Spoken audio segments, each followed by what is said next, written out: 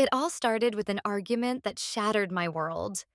George and I had been planning our wedding for months, but lately, he'd been fixated on one thing: my appearance. He wanted me to get breast augmentation surgery, claiming it would make me perfect for him. At first, I thought he was joking, but as the days went by, his insistence grew unbearable. "Kate, if you really love me, you'll do this," he said coldly one evening. His words stung like ice piercing through my heart. I tried to explain how unsure I felt about altering my body, but he dismissed my concerns without a second thought. The tension escalated when I hesitated during one of our discussions. I told him I needed more time to think, hoping he'd understand. Instead, his expression hardened, and he delivered an ultimatum that left me breathless. "If you can't do this one little thing for your fiancé, then goodbye." The room seemed to spin around me as reality hit. I was losing the man I loved because I refused to change myself. But George wasn't done yet. In a cruel twist, he added, "And find a new place to live. I don't want to see you again." That night, the storm outside mirrored the chaos in my soul.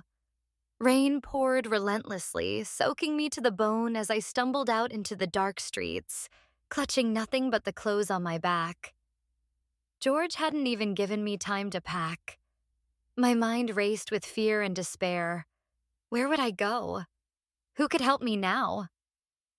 The biting wind cut through me, amplifying my sense of abandonment. Each step felt heavier than the last, as though gravity itself conspired against me. As I wandered aimlessly, tears streaming down my face mixed with the rain, I realized just how fragile my life had become.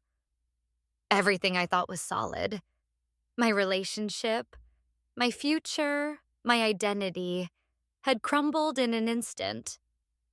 The loneliness was suffocating, and every shadow seemed to mock me. For the first time, I questioned whether I deserved happiness or if I was truly unworthy of love.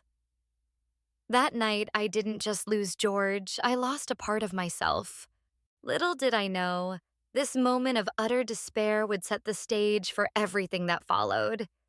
A journey of self-discovery, betrayal, and ultimately, redemption. The storm raged on as I stumbled through the rain-soaked streets, my body trembling from both exhaustion and heartbreak. George's words echoed in my mind like a cruel mantra. "Find a new place to live.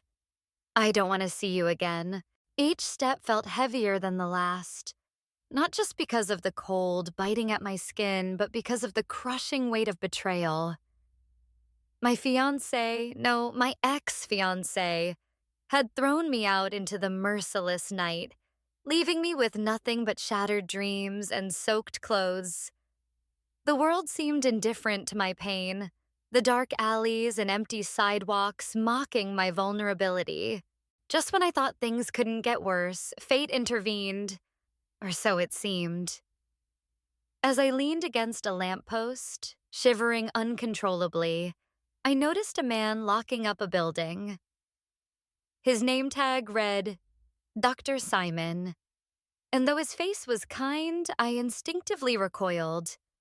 Who was this stranger? Could I trust him? But before I could retreat further into the shadows, he approached me, concern etched across his features. "Are you all right?" he asked softly. I wanted to say yes, to pretend that everything was fine, but the truth spilled out instead. How George had abandoned me, how lost and alone I felt. To my surprise, Simon didn't hesitate. "You can't stay out here," he said firmly. "Come with me." At first, I resisted, mumbling something about not wanting to impose. The idea of accepting help from someone I barely knew filled me with unease. What if this was all a trick? What if George was right? That no one would ever truly care for me unless I changed? But Simon persisted, his tone gentle yet resolute. It's freezing, and you're clearly exhausted. Let me help you. Reluctantly, I followed him to his apartment, each step fueled by desperation rather than trust. Inside, warmth enveloped me, a stark contrast to the icy hostility of the outside world. Yet even as Simon handed me a towel and offered me dry clothes, doubt gnawed at me. Was I making another mistake? Would this stranger turn out to be just another person who'd judge or abandon me? That night, as I sat awkwardly on Simon's couch, I realized how fragile my sense of safety had become. Every sound made me flinch. Every glance reminded me of George's rejection. I couldn't shake the feeling that I was unworthy of kindness, that perhaps I deserved to be cast aside. Still, there was something comforting about Simon's quiet demeanor, a sincerity that felt rare and genuine. For the first time since George's ultimatum, I allowed myself a moment of rest, though sleep eluded me. Questions swirled in my mind. Why had Simon helped me? And what did he expect in return? Little did I know, this act of compassion would set the stage for everything that followed. A journey fraught with unexpected twists, emotional turmoil, and revelations about love, trust, and self-worth. As the days passed, Simon and I grew closer in ways that felt both comforting and unsettling. He had a way of making me forget, even if just for a moment, the pain George had inflicted. Our evenings became a ritual of sorts, cooking together, sharing stories over glasses of wine, and laughing at silly jokes. It was during these moments that I began to feel like myself again, not the broken version of me that George had left behind. Simon never pressured me about the surgery. Instead, he encouraged me to take my time with such decisions. "You're already beautiful," he once said casually as we prepared dinner. His words warmed my heart, but they also stirred something deeper, a flicker of hope that maybe love didn't have to come with conditions. Yet beneath the surface of this newfound comfort, shadows lingered. No matter how kind Simon was, I couldn't shake the memory of George's rejection. The question haunted me. Was I unworthy of being loved for who I truly was? Every smile Simon gave me, every thoughtful gesture, seemed to carry an invisible weight. What if he changed his mind too? What if no one could ever see past my flaws? These doubts gnawed at me, even as I tried to enjoy the simple joys of our growing bond. One evening, everything shifted. We were in the middle of preparing salmon risotto when there was a knock at the door. Simon excused himself, leaving me alone in the kitchen. Moments later, a woman stormed in uninvited, her eyes locked onto mine with a mixture of anger and disdain. "Oh, so you're the new one," she spat, her voice dripping with venom. Before I could respond, she turned to Simon, who stood frozen in the doorway. "Did you think I wouldn't find out?" she demanded. I watched in stunned silence as she revealed her accusations. Simon, it seemed, wasn't just helping me. He was allegedly juggling relationships with multiple women, all of whom were his patients. Monica, as she introduced herself, claimed that Simon used his position as a doctor to charm vulnerable women into trusting him. My stomach churned as her words sank in. Was I another pawn in his game? Had his kindness been nothing more than manipulation? The room felt suffocating as Monica's tirade continued. She sneered at me before turning back to Simon. "You can't keep playing people like this," she hissed. Then without another word, she stormed out, slamming the door behind her. The silence that followed was deafening.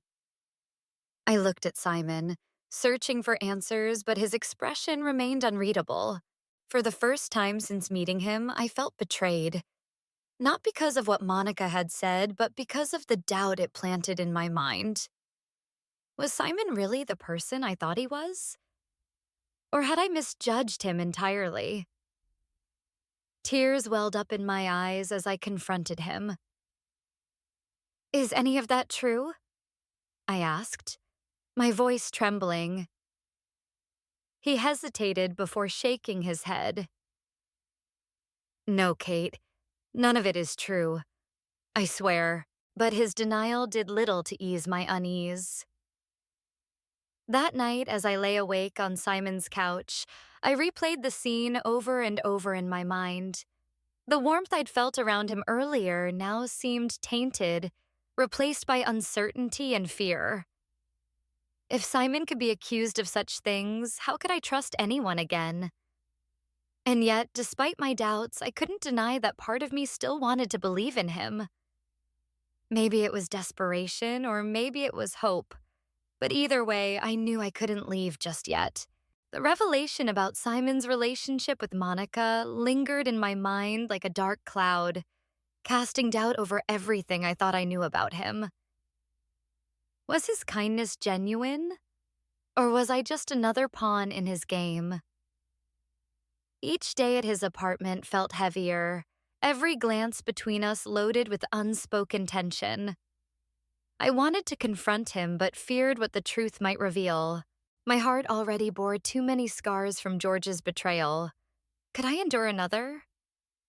The uncertainty gnawed at me, making sleep elusive and trust feel like an impossible luxury. Then came the moment that shattered whatever fragile piece I had managed to piece together.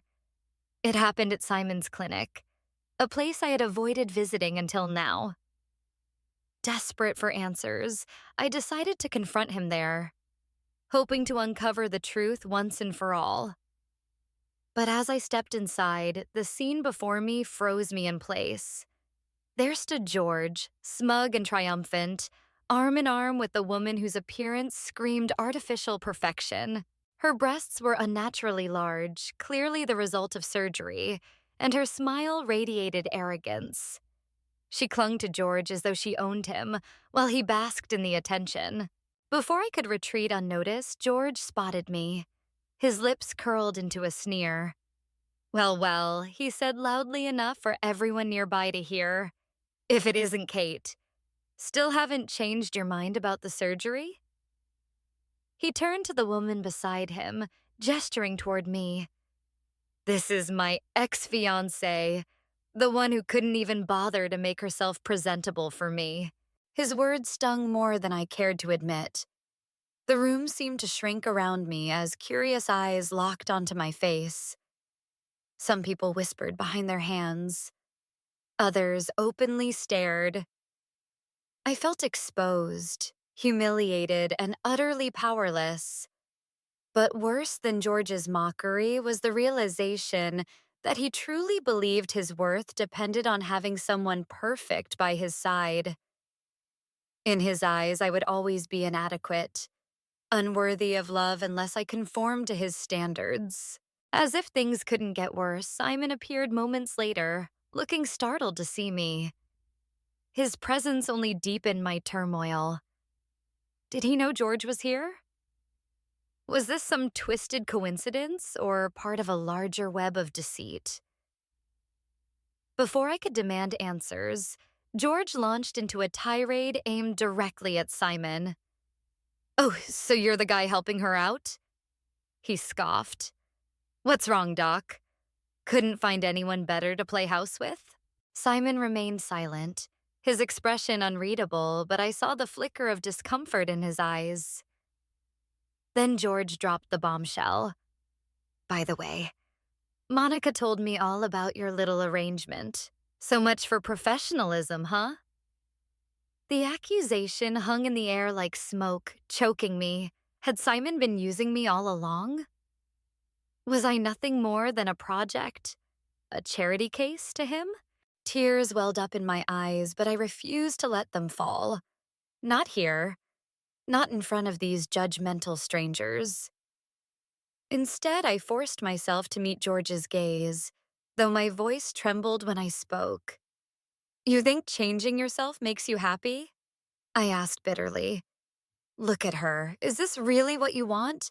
George laughed cruelly. At least she understands what it takes to keep a man interested.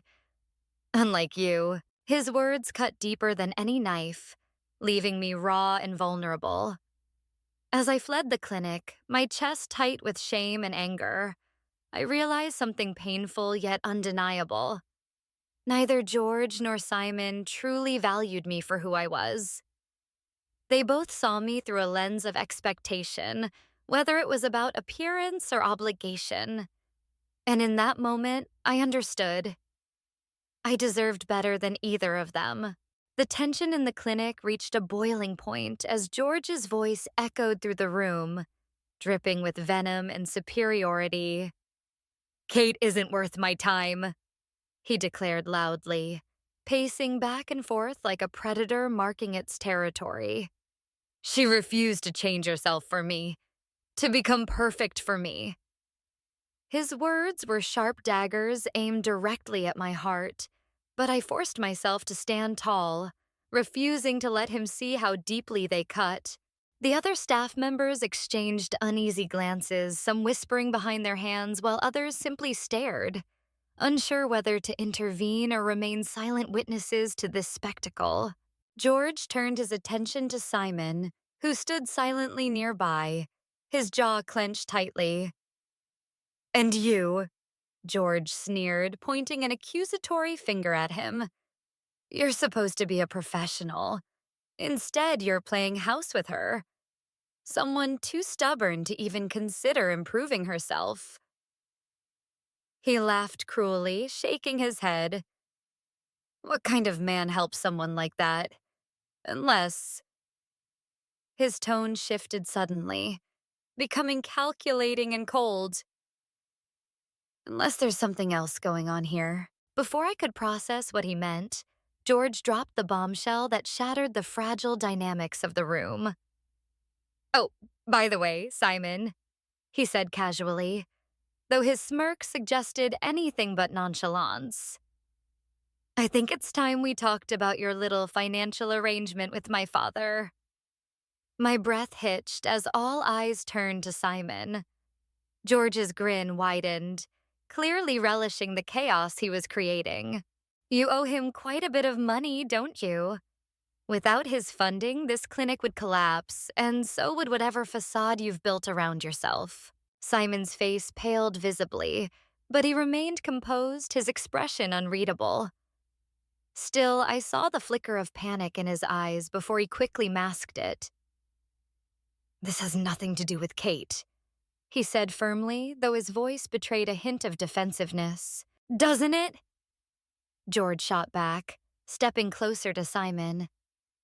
"If Dad finds out you've been using his money to charm women instead of running the clinic properly, what do you think will happen?" "You'll lose everything. The clinic, your reputation, and maybe even your precious freedom." He paused dramatically, letting his words sink in before adding, "So, tell me, Doc, how far are you willing to go to keep this place afloat?" For a moment, no one spoke. The air felt heavy, suffocating, as if the walls themselves were closing in. My mind raced, trying to make sense of what I'd just heard. Simon owed George's father money? And now, under pressure from George, the truth was unraveling right in front of me. Was Simon helping me because he genuinely cared? Or because he needed someone to distract him from his own problems? The thought made me nauseous, and I struggled to steady my breathing. Finally, Simon broke the silence. "This conversation is over," he said curtly, turning away from George. But George wasn't done yet. He grabbed Simon's arm, forcing him to face him again. "Don't walk away from me," he growled. "You should thank me. I'm giving you a chance to fix things. Either pay up soon or start packing your bags." As the confrontation escalated, I felt like I was drowning in a sea of betrayal and uncertainty. George's arrogance, Simon's secrets, and my own insecurities collided in a perfect storm of emotional turmoil. I wanted to scream, to demand answers from both of them, but I couldn't find the words.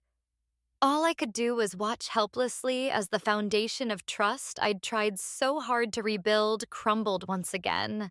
When George finally stormed out, dragging his girlfriend along with him, the clinic fell into an eerie silence. Simon sank into a chair, his shoulders slumped in defeat. For the first time since meeting him, he looked vulnerable, human.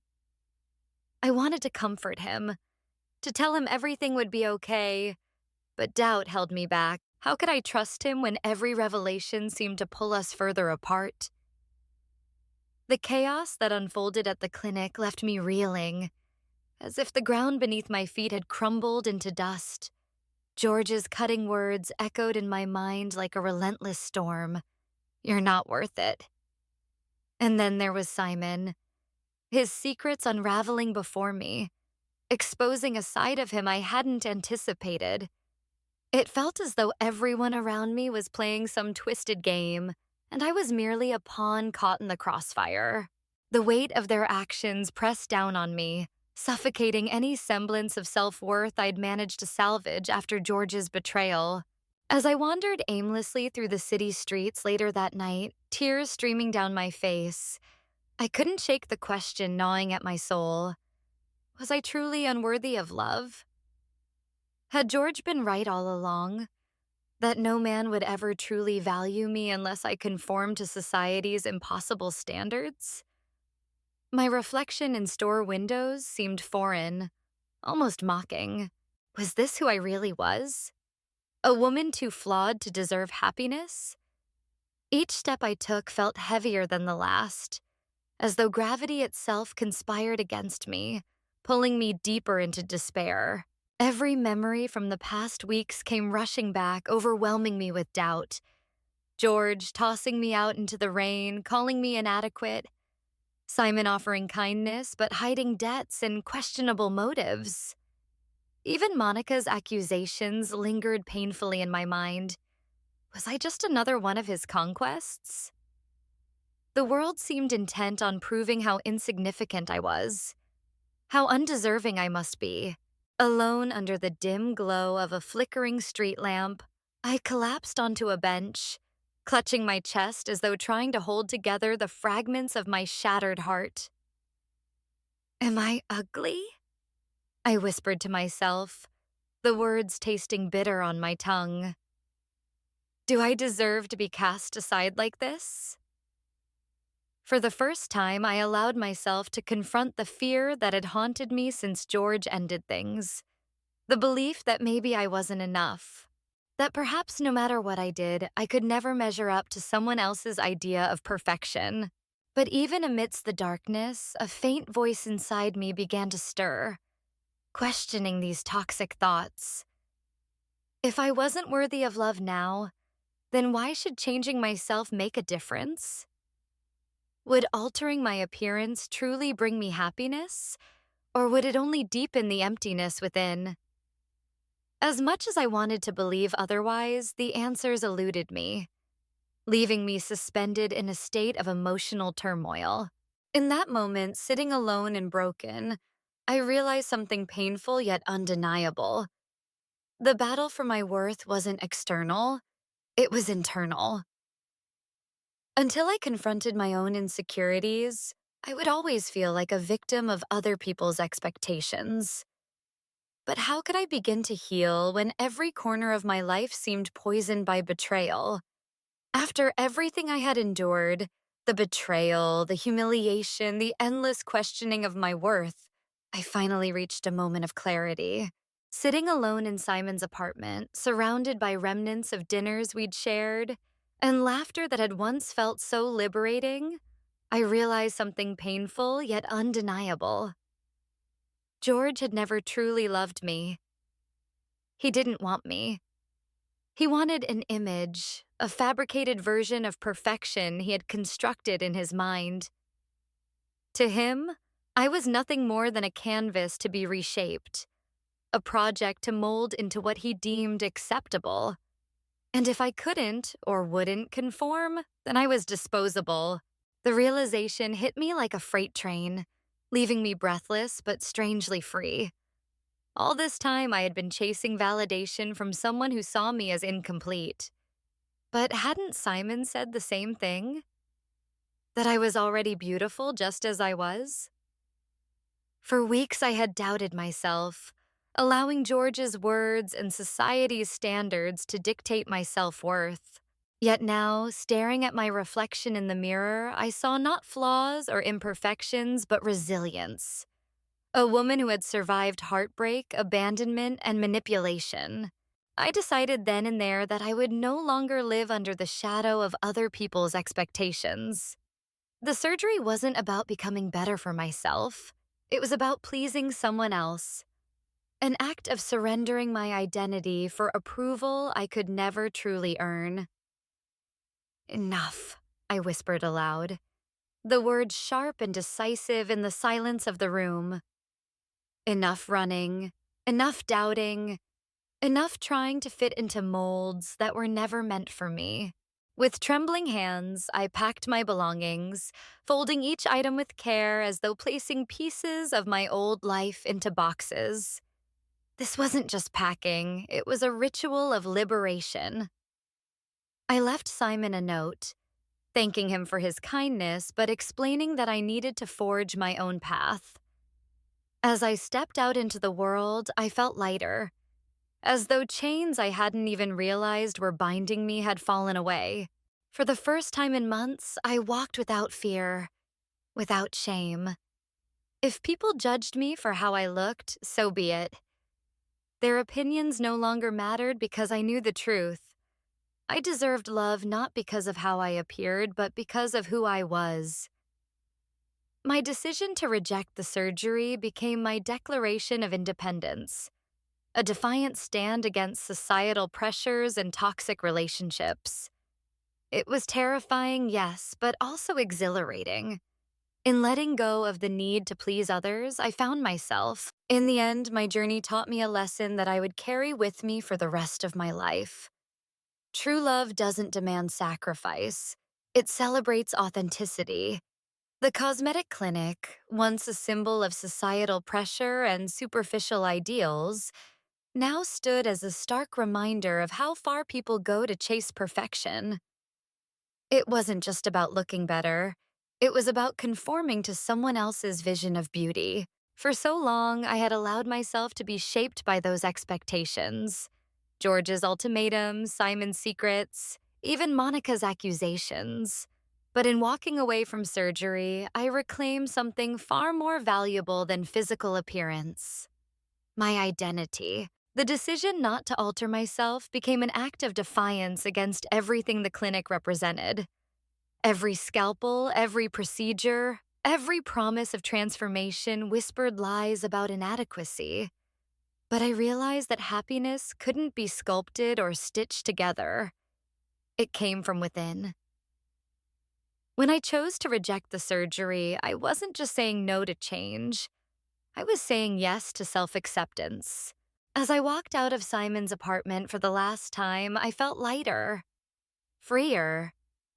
The weight of pleasing others, the fear of judgment, rejection, and failure, no longer chained me. My heart ached less when I thought of George, knowing he never truly loved me but instead sought control. And though Simon had been kind, I understood that relying on anyone else to define my worth was a mistake. Love shouldn't come with conditions or compromises, it should embrace you as you are. Looking back, I saw how close I'd come to losing myself entirely. Surgery wasn't salvation, it was surrender.